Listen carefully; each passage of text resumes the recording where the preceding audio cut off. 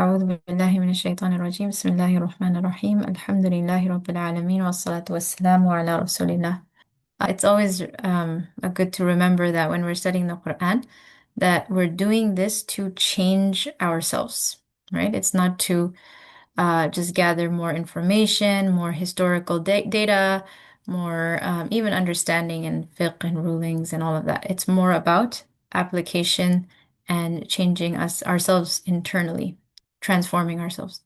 So what the way we should approach the study of the Quran is either the Quran is giving us a mindset shift, right?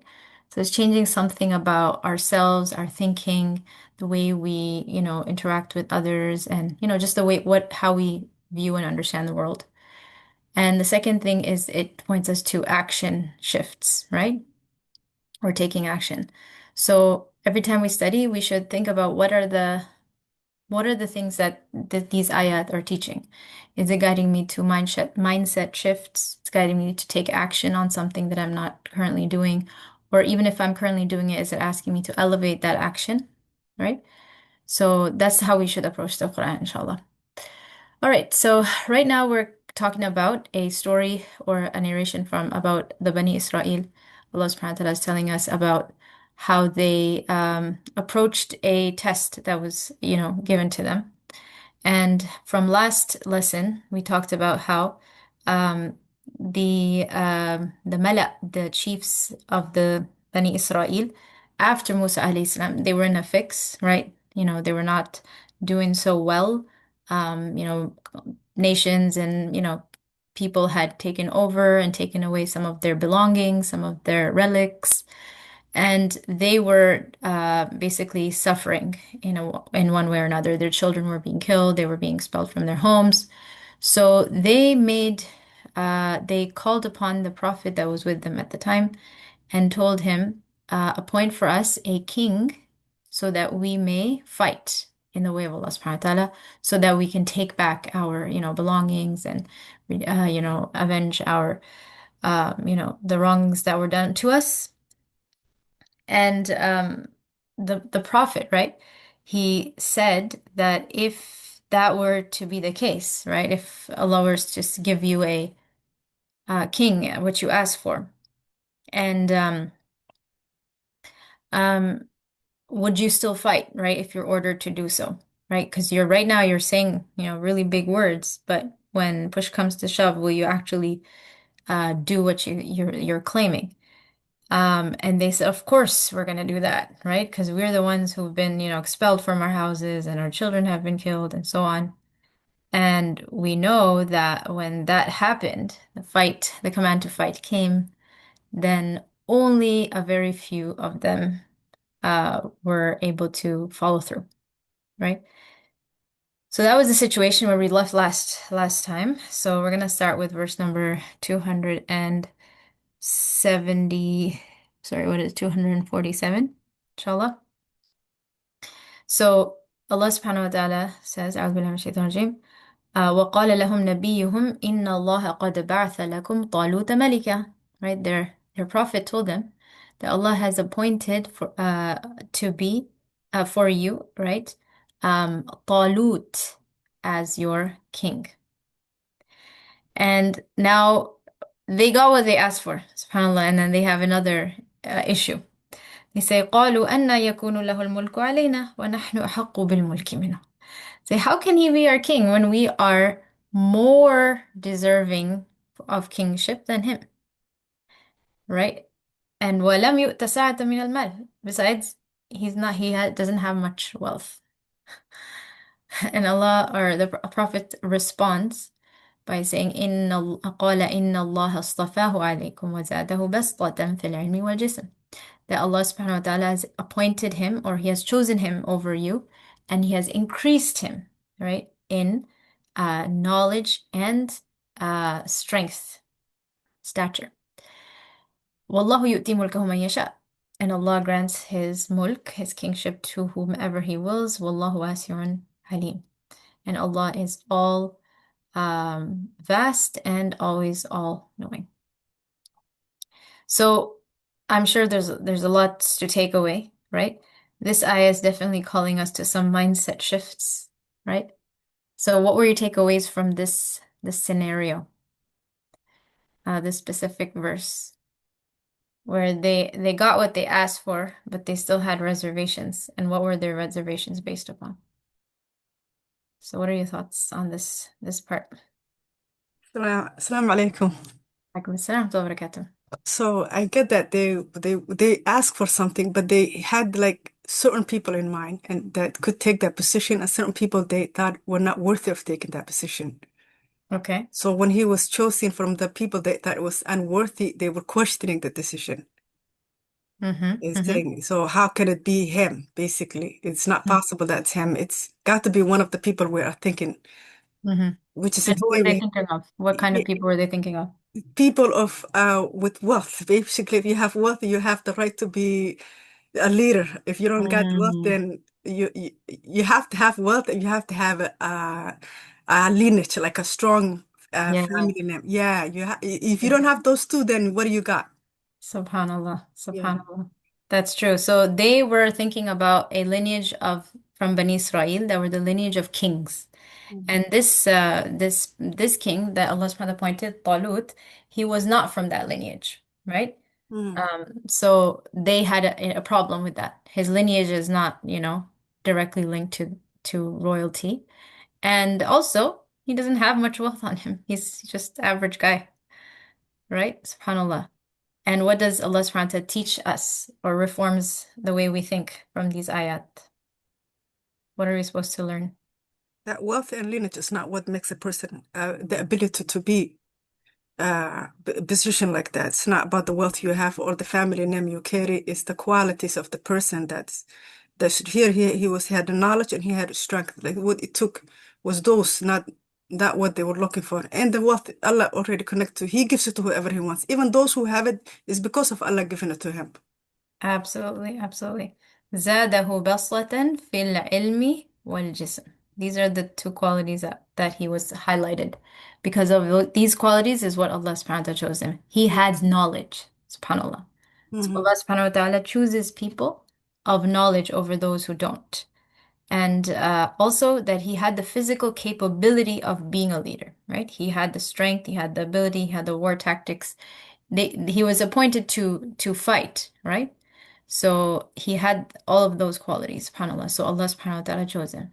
So what should that change in us? Like how should we start viewing things now? What is real, true leadership? What does it entail?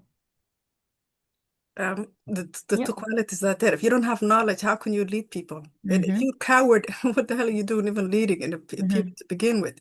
But Mm-hmm. sadly, this what we have today. It's like to be in a position, you have to come from certain family and certain tribe and Mm-hmm. certain towns to Mm-hmm. have that. Otherwise, you don't have the support. Nobody's going to give you the support. Mm-hmm. Even though you're corrupted, even though you're corrupted, you're more likely just by having that so-called money and lineage to have, you're gonna get that position because Yeah. of those two. They're gonna look overlook at anything else. Absolutely. And Mm. what is this in reality? What is this kind of um behavior? What is that called? Ignorance, is it? Ignorance and ego, Ignorance, and the application of it is egoistic, they have a lot of ego and, high stand. They think they are in the upper place. Do you know what I mean? So, okay. yeah. Pride. Pride. And so how does it play out? It plays out with injustice. Okay? Oppression. Remember we talked about the definition of dhulm. Who remembers the definition of dhulm in Arabic or even English, what the linguistic technical definition? Anyone remember? What is al-dhulm? Is it to take the rights of others? Close. You Close. you go beyond your bounds. Uh, it can include that for sure. But anyone know the technical definition of dhulm? I'm sure somebody knows this. Yes. Beautiful Mawadda. Jazakallah khair.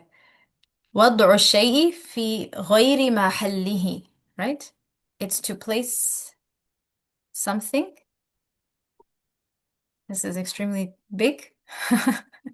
Let me make it smaller. To place something where it does not belong. SubhanAllah. That is the linguistic definition of dhulm. Not belong. It's very deep, subhanAllah. The Arabic language, it will blow your mind. So to place something where it does not belong, that is the technical definition, the literal definition of dhulm. So when we put things where they're not supposed to be, that is dhulm. When we do things that we're not supposed to do, that is dhulm. Yeah? Subhanallah, in one way or another. So to choose people on the basis of things that don't matter, right? Superficial things, right? Societal things that society approves of, just because they have this or that status, fame, wealth, whatever, that they deserve such and such position. No, that is dhulm. Because obviously, if you're going to put someone incapable in that position, what's going to happen? What's going to happen? Nothing's going to get done, right? There's going to be harm caused because this person would be incompetent and not get his work done because he does not belong in that position. SubhanAllah, right? So what does that like? How can we learn from this? We may not be leaders of an army or a nation or anything like that, but we are leaders in our different spheres of life, right? We have responsibilities, we have people and things and trusts and amanat to take care of, right? So we need to know that we should be capable enough for those positions, right? We need to have the requisite knowledge and the requisite ability to carry out that knowledge. Yes? And if we don't have it, then don't put yourself in that position because it's not appropriate to seek out positions of authority and leadership, especially when you don't have the ability to carry those responsibilities out. So yeah, that's basically how we can take care of it. And if we are in a position and we may not have the full, capacity to carry out things within that position, either you learn and, elevate yourself and your knowledge, your abilities, and so on, for that, or give it to those who have that ability. But in the end, Allah says, "Wallahu yu'ti mulkahu man yasha." In the end, Allah chooses whomever He wills for His kingdom, yani giving responsibility, authority, leadership. And it is from Him that He makes this decision. He's the one who chooses. And He is all able, all encompassing, and also all knowing. Right? He knows who belongs where. But again, it just kind of you can see about their kind of attitude, right? They always have this. We took this in the beginning of Surah al-Baqarah as well, right? The situation with the calf, and they didn't want to follow through, right? Sorry, not the calf, the cow. Yani the one that they were told to slaughter. And they were constantly asking questions and making all of these, loopholes, trying to get out of the situation. So again, they're kind of pulling a similar tactic here. Like, why is this guy king? They're just questioning his authority. They're not even saying, oh, okay, you know what, we're not be able to fight or whatever. Now there's just shifting the blame elsewhere instead of to themselves, right? Instead of saying, no, we can't do it, or, or trying to elevate themselves, or at least taking the, accountability of their actions. Nope, this guy, no, we don't accept him, you know? Allahul Musta'an. So they didn't accept him until Allah subhanahu wa ta'ala sent a proof and evidence. By the way, any other comments on this verse before we continue? Any additions? I just want to add that from reading this, I feel that when Allah has chosen something for you, like me as personally from this ayat, like when Allah has chosen something for you, whether maybe you didn't want it this way or didn't turn out that way, it's better to just accept it, and because it's the mercy from Allah, that you have, I don't know, you've gained or you've got this, whatever it is, in It's whatever true. situation person is in. So I feel that if this has worked out this way, then this is Allah's decision. And what are the, who Allah's the, best in, Judge. making this for us, and best judge Mhm. for us. Mhm. So Beautiful. yeah, and that's what I take this from this ayah. I love it. I love it. Sometimes we're put in those situations where we never sought them, right? And we're put in that situation. If Allah put you there, He's placed you there for a reason. So step up to the challenge, right? MashaAllah, good addition. Jazakallah khair. So then what happened? وقال لهم نبيهم إن آية ملكه أن يأتيكم التابوت فيه سكينة من ربكم وبقية مما ترك آل موسى وآل هارون تحمله الملائكة إن في ذلك لآية لكم إن كنتم مؤمنين. So their prophet responded and said, indeed, the sign of his kingship, meaning to prove to you that he has really been appointed by Allah subhanahu wa ta'ala, is that there will come to you a chest, a tabut, and in it will be a sakina, tranquility and peace from your Lord, and also the remnants of what was left from the family of Musa and the family of Harun alayhim assalam, carried by the angels. Okay, so this box or this chest will arrive, carried by angels. Inna fi dhalika la'ayatan lakum in kuntum mu'minin. And this will be a sign for you all if you are truly believers.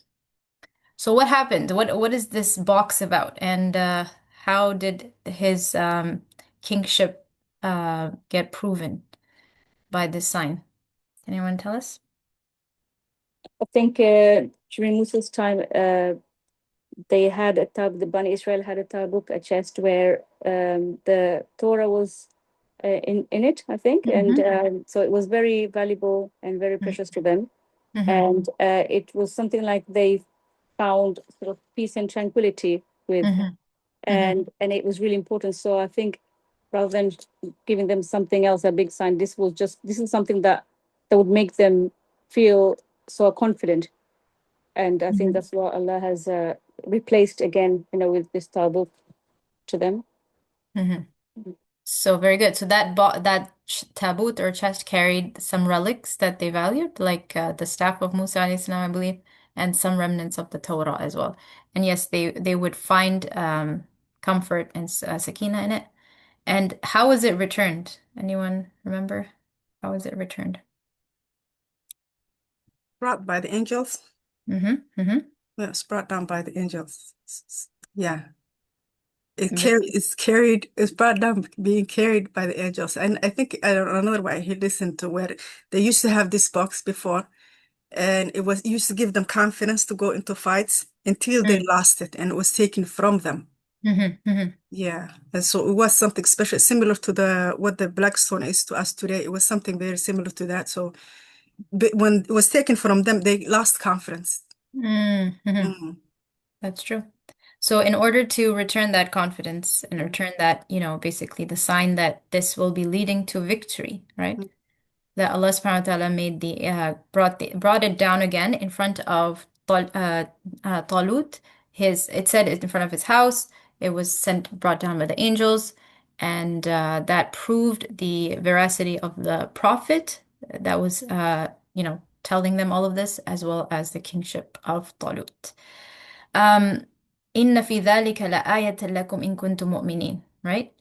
That this will only be a sign for those who have Iman to begin with. Yes? And that Iman will help us understand the greater picture behind things, right? Because obviously, on the outward, Talut was just a regular kind of guy. He was a soldier, but he didn't have any special status or wealth or so on. But Allah subhanahu wa ta'ala shows his believers, the believers who think, who ponder, who look beyond the superficial, right? That this ayah, this event will be a sign for them, for sure. It kind of just also just to recap, when this tabut was lost, right? It was a reflection of them losing their grip on the revelation itself, right? Because they were, losing their morals and values and drifting away from the text and the revelation. Allah subhanahu wa ta'ala actually took away the thing that they were attached to, right? The book that they had. So as they were starting to approach back to the deen, right? They were trying their best. They were making some level of effort to bring their izzah back, to bring back their deen, to reclaim their land, to reclaim their faith again, right? Allah subhanahu wa ta'ala was bringing this back to them, right? So the more we move towards Allah subhanahu wa ta'ala, the more help and more support we will get from Him. So if we feel we're getting distant, that means again, it's not that Allah subhanahu wa ta'ala is, retracting his sakina, his help, his support, is that we are the ones moving away, right? So if we want the help of Allah subhanahu wa ta'ala, we have to take the steps towards it. We have to move towards it, and Allah subhanahu wa ta'ala's help will definitely come. Okay, then what happens? Then it was a sign, everybody accepted the king. They're all ready to fight now, right? Okay, now they can't deny. The proof is there. Like they can't say, "Oh, I don't accept this king." Okay, khalas, this king has been verified by Allah subhanahu wa ta'ala. There is no doubt the order to fight is there now, right? You were claiming you wanted to fight. Here it is. So then Talut and his army set out. فَلَمَّا فَصَلَ طَالُوتُ بِالْجُنُودِ قَالَ إِنَّ اللَّهَ مُبْتَلِيكُم بِنَهَرٍ. So again, they wanted victory. Victory does not come easy, right? You have to show that you're truly deserving of it, right? You have to show that you have the ability and capability of getting it, right? That you deserve it. So Allah subhanahu wa ta'ala will test you before you are given, right? Test you before you're given what you've asked for. So Allah's فَلَمَّا فَصَلَ طَالُوتُ بِالْجُنُودِ, when Talut marched forth with his armies, he said to his army, إِنَّ اللَّهَ مُبْتَلِيكُم بِنَهَرٍ. Indeed, Allah will test you with the river. The interesting part about this test is that it was announced. Here is your exam. This will happen. You will be tested. Okay, and these are the specifics of the test. The test question is given to them. SubhanAllah. Normally in our life, qadr happens, things happen in our life. We're not told explicitly that this is a test, but they had it easy in that sense. They were told, right? You will be tested by a river. And what is this test? فَمَنْ شَرِبَ مِنْهُ فَلَيْسَ مِنِّي. So whoever will actually drink his fill from this river, okay, then he is not from me, meaning he will not be able to continue in my army. Okay, this will be a filter test, meaning this test will filter out the weak from the strong, those who relied on Allah subhanahu wa ta'ala from those who did not, right, or were weak in that. وَمَن لَّمْ يَطْعَمْهُ فَإِنَّهُ مِنِّي إِلَّا مَنِ اغْتَرَفَ غُرْفَةً بِيَدِهِ. And whoever does not drink from it, then he is indeed with me, meaning he will continue with me in my army. إِلَّا مَنِ اغْتَرَفَ غُرْفَةً بِيَدِهِ, except for a sip from the hollow of his hand, right? So he could take one sip from his hand, and that's it. Okay, فَشَرِبُوا مِنْهُ إِلَّا قَلِيلًا مِنْهُ. So instead of following through with that order, right, they all drank from this river, right, except a few of them. فَلَمَّا جَاوَزَهُ هُوَ وَالَّذِينَ آمَنُوا. So, okay, let's stop here for a second and just discuss this part of the verse. So, what was this test about exactly, and what were they supposed to learn from this test? What was the wisdom of this test? Is it controls? It's not like to listen and obey. Okay. To obey and to have to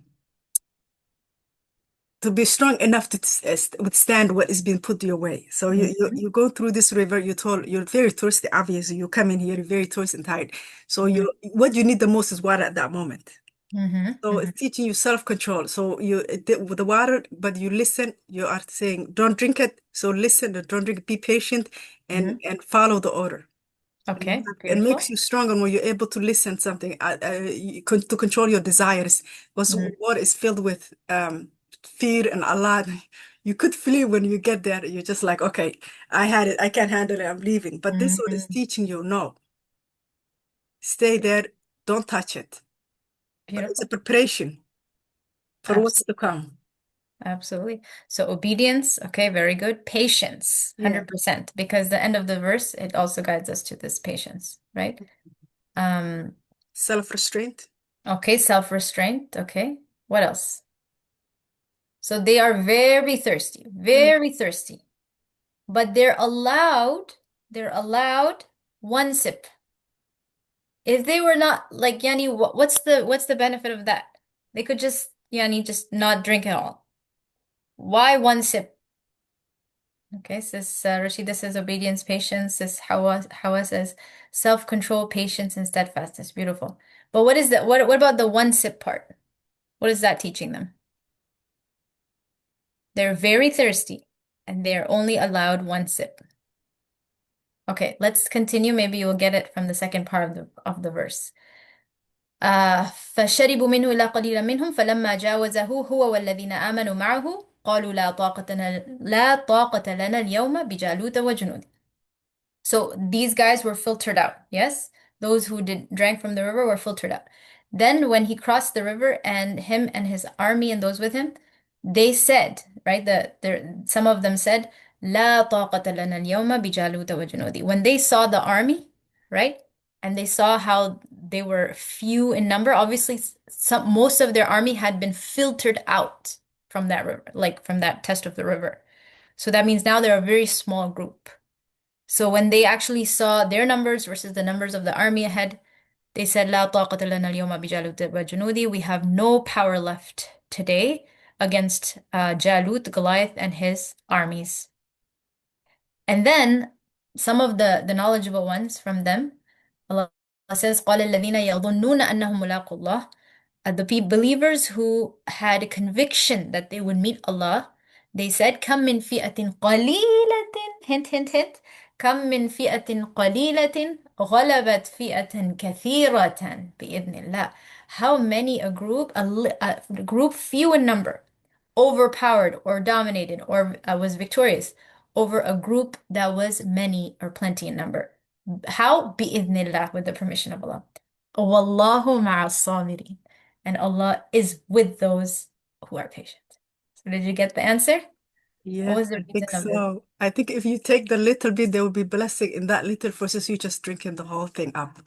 Beautiful, mashallah, mashallah. Exactly. The answer is tawakkul. That's just how also says, mashallah. Exactly. You take your part, but know that whatever you do is not what brings the result. It is Allah's power, ability, permission. That's what brings the result. You just have to follow through with the order, the obedience, have the patience, okay? The test of patience is for your own reform. It's for your own elevation, okay? But to take your part, to do that little effort, okay, that is part of the tawakkul. Knowing that this little effort, I know it's not going to bring the result, but I still have to do my part. Yes? So that little sip from the river, it was not meant to, like, obviously, one sip cannot quench somebody's thirst, but it was teaching them that, yes, this sip will be enough for you. Just like your small number of army will be enough against Jalut. SubhanAllah. So it was teaching them, this whole test was teaching them all of the things you've mentioned, the patience, the steadfastness, the self-restraint, the obedience, and it was a test of tawakkul. Are you going to rely on Allah subhanahu wa ta'ala to grant you victory, or are you going to rely on yourselves? So when they understood this, right? كم من فئة قليلة غلبت فئة كثيرة بإذن الله. That's when they achieved it. They got the victory. Wallahu مع الصابرين. And there's the sabr there. That if you are truly patient and have trust in that Allah subhanahu wa ta'ala is going to bring the result, you will win. You will have victory in your life, in whatever situation you're going through. Very nice. So yes, trusting Allah more than you trust your own judgment. Absolutely. And your abilities. Trusting Allah over and above your own ability as well, right? That we think when we do something, it's me achieving it. No, it's not you or it's not me. It's Allah subhanahu wa ta'ala enabling us to bring the result from that little mini effort that we're putting in. Okay? So that's why many things that we're asked to do in Islam, sometimes we say, oh, I can't do that. Oh, that's too hard. Oh, I don't have the ability. Oh, I can't do this. Oh, I don't have good memory. Oh, I can't. Oh, I don't have the time. Oh, I don't have this. We are not doing tawakkul in those situations, right? Tawakkul is, I know I don't have time. I know I probably don't have the best, memory.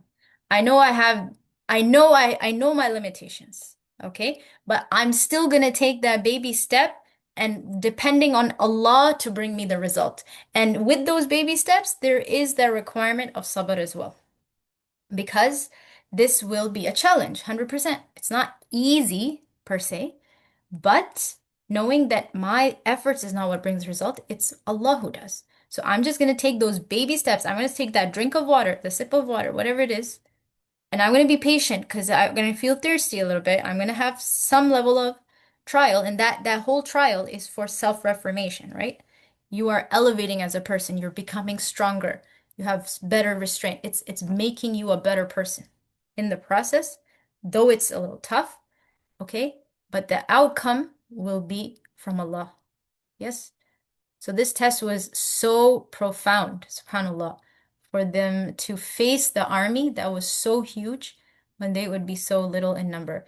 And also we learn from this the tests that come in our life are for very many reasons. Did she mention some of them? Can you recall which reasons tests come in our life?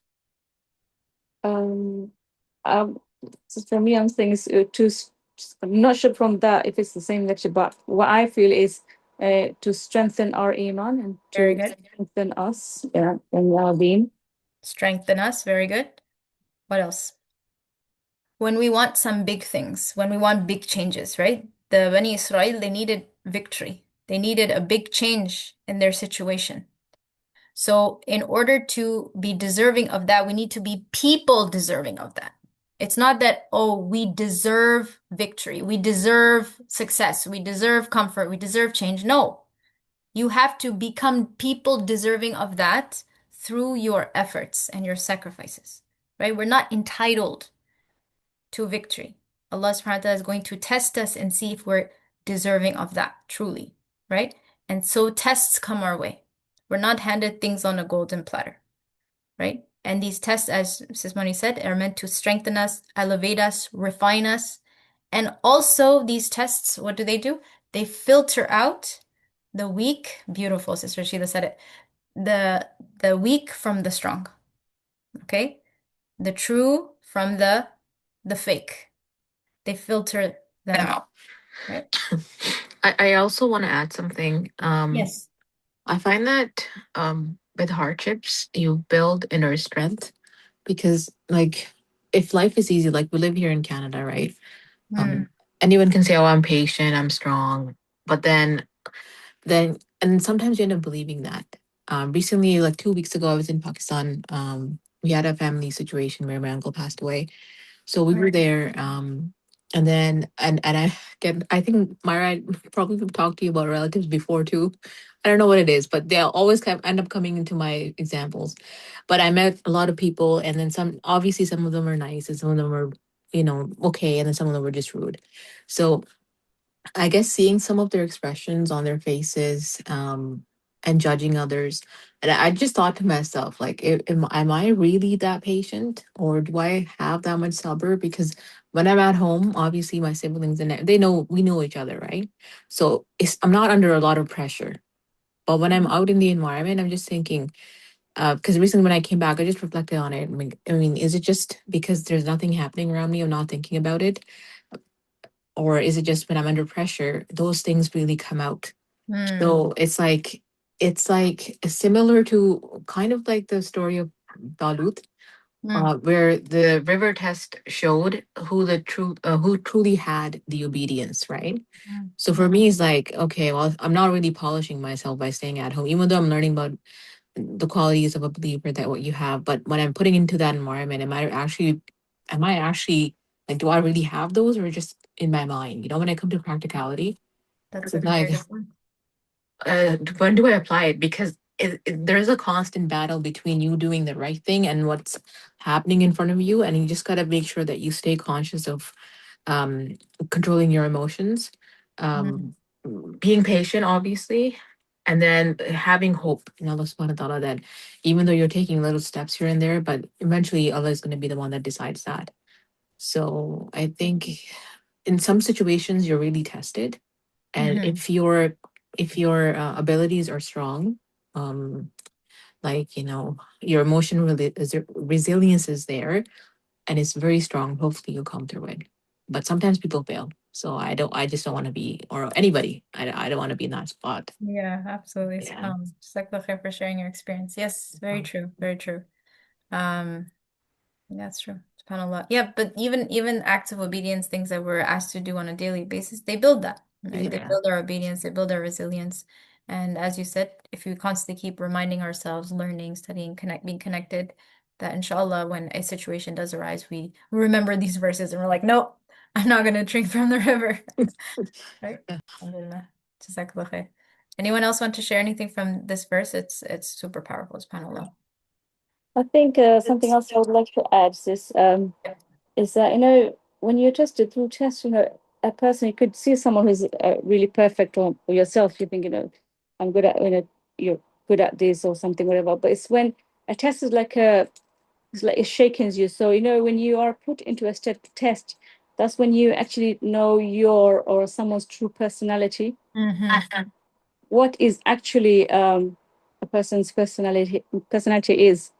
And and through tests you can change that personality, or you get to know someone who you think maybe is perfect, and it's like a perfect glass of water. It's perfect when it's not shaken, but when the glass of water shakes, the water falls out, and that's the personality. I feel the water that comes up the glass is that's through that shaking, you sort of your personality comes out. So it's just something I'm sitting here thinking and reflecting on this ayah as well. So yeah. Beautiful. I like that analogy, mashallah. Good. Nice. Yeah, that's what they say. Like, if you really want to know the reality of a person, then you should, I can't remember all of the points, but I believe travel with them, live with them, and or do business with them. That's when their real reality will come forth. Because of course you're tested in those interactions. Are you going to stick to your principles? Are you going to be honest? And so on. Mashallah, good. Any other takeaways? I think Sis Anisa wanted to add something. I wanted to just add a small Yeah. reflection on the river, Yeah. that they were permitted to drink a handful. And it's like almost like a similitude of the life in this world. Allah gives you, has put us on this earth. He's given us, so many things, so many blessings around us. A lot of, things that we can become attached to. So it's like you can take from this earth, take from the life, but don't go into becoming too greedy. Don't And overindulge. don't overindulge. Yeah. So it's almost like, life in this earth. And they were asked to take from just a handful. But, how many people obeys this? How many people is similar to that? Only a few people actually obeyed that command, and they went on to become victorious. SubhanAllah. Yeah, so just that contemplation. That's absolutely true. Like overindulgence weakens us. SubhanAllah. Yeah. And the other thing I want to add is that sometimes if you're too successful at stuff, you can just be prideful about it. Yeah, I got it done because it was me, right? That attitude that I see in students, I'm sure you do as well. But it's me. I did this. So if you have tests throughout your life, I think that keeps you grounded and humble. Absolutely. So it also reminds you that success is not fully in your control. So you gotta, and then if you have strength to do something, it's not gonna last with you forever. So you should not be relying on that. And then at the end, you should also you should be humble, and you should rely on Allah because He's the one that's giving you these things. It doesn't matter if you score 100% to 50th time on your test, right? Those strengths are coming from God. So you need to be reflective back of that. You need to reflect on that more, because people tend to get lost when it comes to this stuff. Absolutely. Yeah. Very true. SubhanAllah. Very true. And one last point I just want to highlight was قَالَ الَّذِينَ يَظُنُّونَ أَنَّهُمْ مُلَاقُو اللَّهِ. The people who were able to strengthen the rest of the army, and increase their tawakkul were the people who had conviction of their meeting with Allah subhanahu wa ta'ala. So in order for us to increase in our sabr, in our resilience, in our tawakkul, the main ingredient for that is yaqeen as well, right? Yaqeen in the meeting of Allah subhanahu wa ta'ala, in the attributes of Allah subhanahu wa ta'ala, in His plan, right? When we have that certainty, that's what's going to give us the strength to follow through with our actions, subhanAllah. So working on our yaqeen and trust and sabr. All right, I'll hand over the mic to Sis Anisa to finish us off, inshallah. Okay. Jazakallah khair. Yeah, okay. So the next ayah is ayah number 250. And now the sifting has happened. They started off with many, many in numbers. And through the tests and trials, now along with Talut, we can see that there was only a handful of people, only a few believers, strong believers who believed in Allah strongly, and they also were content with the fact that they will meet Allah one day. So this situation that they're in, Allah will help them through. And no matter what, whichever way they go, even if they are killed in this situation, then they will meet Allah.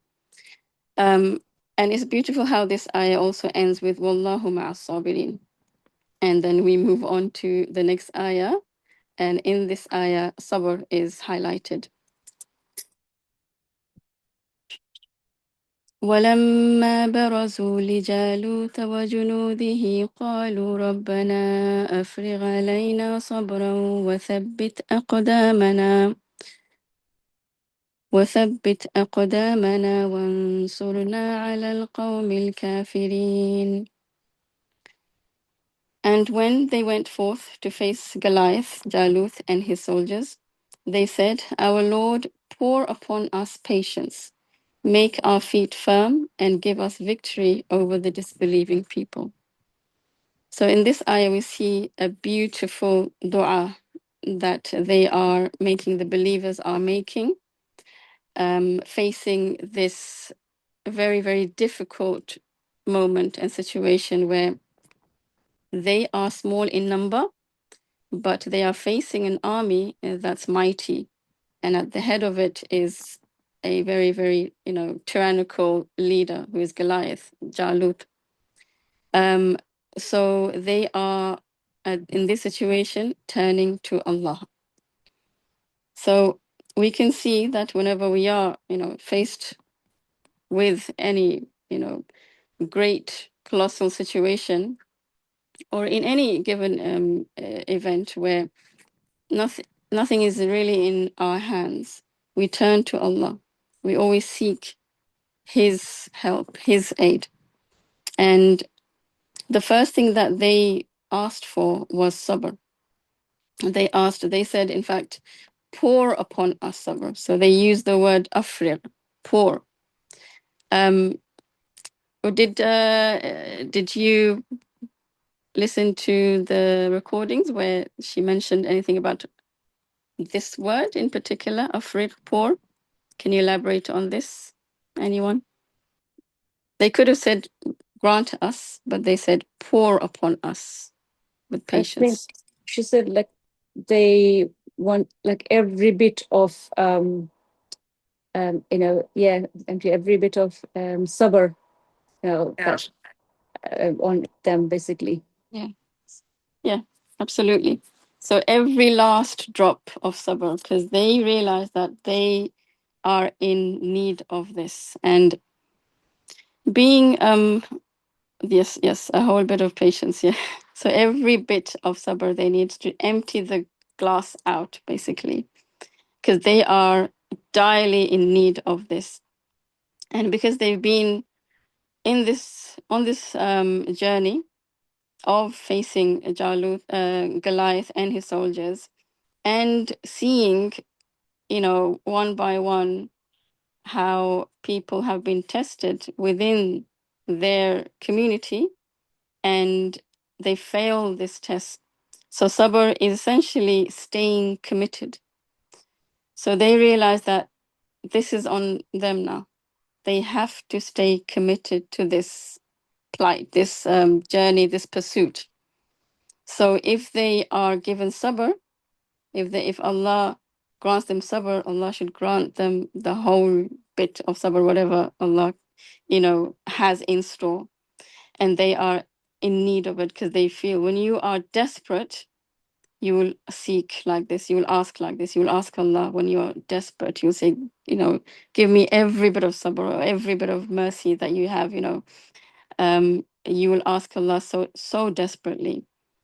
And it's in the previous ayah we see that Allah says Allah is with the sabirin, and we've learned previously as well that one of the greatest reward for enduring with patience, for having patience, is that Allah will be with you.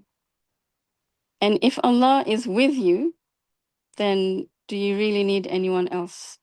If Allah is with you in this particular situation, they know that if they are from the sabirin, then Allah will be with them. And if Allah is with them, then they will be able to overcome this trial now, the last trial now, to defeat this army. And then after this, they ask for, can I also ask as well, what are the other rewards of being patient? Can you tell me or tell us? When you're patient, Allah will be pleased with you. So you please Allah. Of course, yeah. Allah's pleasure. Allah will be pleased with you. Anything else? I think it's also one of the qualities of people that enter Jannah. Yes, absolutely. So that's one of the qualities of people who enter Jannah and will receive the highest place in Jannah, as Allah says. And then I think your sins are also forgiven because you're going through hardship, and with patience, hopefully your sins will be erased as well. Yeah. And Absolutely. Anything else you wanted to say? I was gonna say that, and just as a personality, like your character, you develop emotional maturity, and you kind of also have self-control, because you're able to think through stuff and the situation that's going through with time, because you're being patient, and you can reflect on the emotions, the situation, and then hopefully in the future, if something similar comes up or somebody around you is going through the same thing, you can give them some guidance. Exactly. So that's the word, guidance. So that what you just said summarized, and you summarized it with guidance. And when you are patient, you do have that, that insight, and you feel that Allah is intervening here, and you're being guided towards the path that Allah will be pleased with, and you receive that help from Allah, and ultimately you'll be successful. And it's to have sabr and to be able to endure with the patience is a blessing from Allah. It's a huge blessing and an honor from Allah as well. And the reward is beyond measure. So all of that you've said and you've thought, it's all in a nutshell. It's basically all the good things, blessings that you will receive. You will receive through being patient in the various situations. Okay, so after that, after asking for patience, they also make another request, which is to make our feet firm. أقدامنا وثبت أقدامنا. So to make the feet firm. And why do you think this was mentioned? They asked for this. Why make our feet firm? It's the war, sister. Meaning that they to make us patient and give us to go through it so they don't flee because it's a war, right? So absolutely. Yeah. Yeah. Us, So sorry. Carry on. Yeah, that's what I meant. It's make our feet firm, meaning make us like we establish it and we stay with it. We finish it. We don't cower out and run out. Yeah. Ditch absolutely. Yeah. To be steadfast in the situation that they're in. So to be you know, both physically steadfast and in the battle situation, and also spiritually as well, to keep their faith, strong. So the way sabr will manifest is through this. So when someone is firm and, you know, stays the course and completes the actual finish line, then you know that they've been patient. They've been through the trials, and they've been patient. And then at the after that, at the end, they say, "Grant us victory."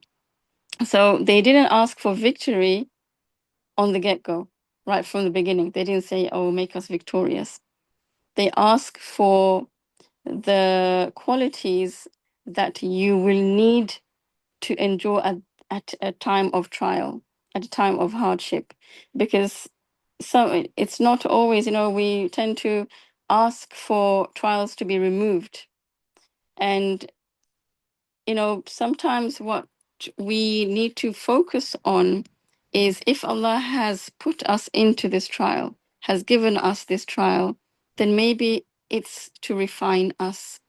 So we ask Allah that to make us be steadfast within this trial, and if it's something that's good for us and a good outcome will come, then to give us that sabr, give us that patience to be able to withstand any type of you know, anything that will make our, you know, make us fault in terms of in Allah's eyes, and to make the wrong decisions. So we don't want to make any type of wrong decisions, any type of you know, anything that will make us lose in this trial. We want to become winners at the end of this trial. So this is this dua is it's just a few words, but the way it's structured, it's so beautiful. And I think, you know, maybe a lot of you have this memorized, and if anyone doesn't have it memorized, we should memorize this, especially when we are being faced with any type of, you know, any problems, any hardships. Because for the average person, we're not going to be in a military situation. We're going to be faced with, you know, temptations, and we have to remain, you know, steadfast, resist any temptation, resist any wrongdoing, remain honest. And you know, especially, like, you know, when we or a loved one are faced with illness or anything like that, any hardship, to endure this and stay faithful during the hardship. So what kind of reflection do you take from this? What do you take for yourself from this ayah, from this dua? I take this reflection from this dua is, whenever we're put in a situation or faced with a situation, we should turn to Allah. In any difficult situation, we should pour our heart out to Allah and ask Allah, because only Allah can help us through any situation, and not turn to any people or anybody. I mean, you can, speak to people, but end of the day, people can disappoint you. But I think, or anyone can, but Allah's, the best judge, like I said before, to sort of turn to Allah for any help or anything. Absolutely. Yes, always turn to Allah. It gives you that peace and that sakina. And you know how in the previous ayats, how the Bani Israel, they wanted this sakina through, seeing this tabut. And what more sakina can you get by turning to Allah? Just by turning to Allah and pouring your heart out, as you said, you can get that tranquility and that peace. And you don't need to any tangible thing or anything physical or another person or anything like that to give you that peace, to give you that tranquility, because you know that Allah is with you and Allah can hear you. And you just have to ask Him and connect with Him, and you will get that sakina. Sister Hawa says, always ask for thabat in everything we do. Absolutely.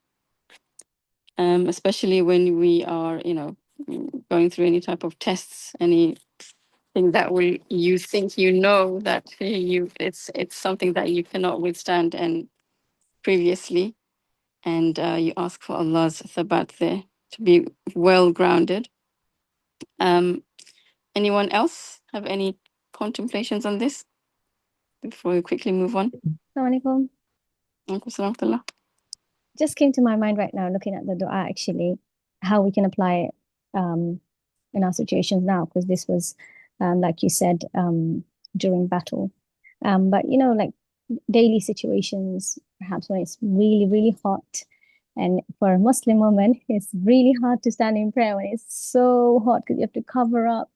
So when you ask Allah to pour on us patience, and then, you know, sort of keep you firm in salah, because, you know, it is testing and it's difficult to stand in prayer in this heat. And then, you know, the ending, and to fight your nafs, which is, and then the shaitan that is always coming to you in prayer, to sort of, you know, win your battle over that. So I'm just trying to see how we can apply it in our daily life. Of course, you know, many situations we can apply it, whether it's tests or trials, but, you know, something in our daily lives, you know, this dua is absolutely beautiful, like you said. Absolutely. You know, one thing, not every time, but when it's hot, I stand in prayer, I start the prayer, then I remember that I should have put the fan on. That's my trial. I should have put the fan on before, and then I try to like this is from shaitan, you know. So that distraction comes, and this is, you know, that's just like, you know, those things that you remember when you in prayer. It's subhanallah. Okay, so let's move on. We're running out of time. So the next ayah. فهزموهم بإذن الله وقتل داود جالوت وآتاه الله الملك والحكمة وعلمه مما يشاء ولولا دفع الله الناس بعضهم ببعض لفسدت الأرض ولكن الله ذو الفضل على العالمين. So the next ayah. So they defeated them by Allah's permission. And Dawood alayhi killed Jalut and Allah gave him kingship and wisdom and taught him what he willed. Before we move on to finishing this ayah, so the victory here is attributed immediately to Allah's permission. And so Allah permitted for them to defeat Jalut and his army, and this Allah highlights right in the beginning. So it's not because of your effort, as someone mentioned earlier as well. It's not because of your effort, it's because Allah has permitted this to happen. And if the whole earth came together and Allah did not permit for something to happen, they will never be able to make it happen. And we know that. And this emphasizes the outcome, and that ultimately it belongs to Him, belongs to Allah. Then we see that Allah mentions a special person who is Dawood alayhi salam. So Dawood, at that time, we know he's a prophet, but at that time, he was one of the Bani Israel. He was one of the army. And he was a very young, I think a young boy at that time. And he emerged out of all of this, and he was the one who killed Jalut. And I think she goes into how, but I just want to say that Allah highlights the most important aspects in this ayah. So the first thing is everything happens by Allah's permission. And the second thing is that the Goliath, Jalut, was defeated, and who defeated him. And then the reward of that. So Allah chose Dawood alayhi salam and gave him kingship and wisdom and taught him that which he willed. So Allah taught him many things, which, was his specialities. And Dawood, at that time when he killed Goliath, was not a king, but soon after he was made into a king. He was just a young soldier.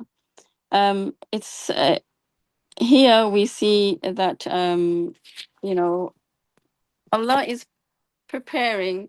Sometimes Allah, you see things happen subtly, and in all of this, you see how Dawud alayhi salam was there from beginning, right from the beginning when they asked for a king, and then they were given a king, but they rebelled against that. They didn't like it, and all of that, all the rest of it, and their trials after trials, and the river, and of course the journey of going into, that's a trial in of itself. And when they saw the army, they were also struck by this like fear. Will they be able to defeat? And you see how sometimes Allah prepares you through trials, and how Dawud alayhi salam emerged from this, and he faced all of these trials, and he was from the handful of believers who ultimately saved the day, basically. And he killed Goliath, and the way he killed him was, it wasn't through a fierce battle. It was something very minor, which was a slingshot. And someone so tyrannical like Goliath, he was killed by something so small, and he didn't even have to go into a fierce battle and give it his whole full and then die, but he died with a kind of like dishonor as well. So Allah puts people in their place. One day your day will come, and it can be through the hands of anybody. In this case, it was just a young person, just a young boy. And we see that, and then the ayah continues. And if Allah did not repel some people by means of others, the earth would have been corrupted. What does this mean? The last part of the ayah. I think what that means is that there are nations where there were oppressors, and so if Allah gave victory to the people who are being oppressed, and if Allah didn't do that, I think then there would be just nations of nations where there would be corrupted nations would be victorious over the less weak people, I think. Yeah, absolutely. Yeah.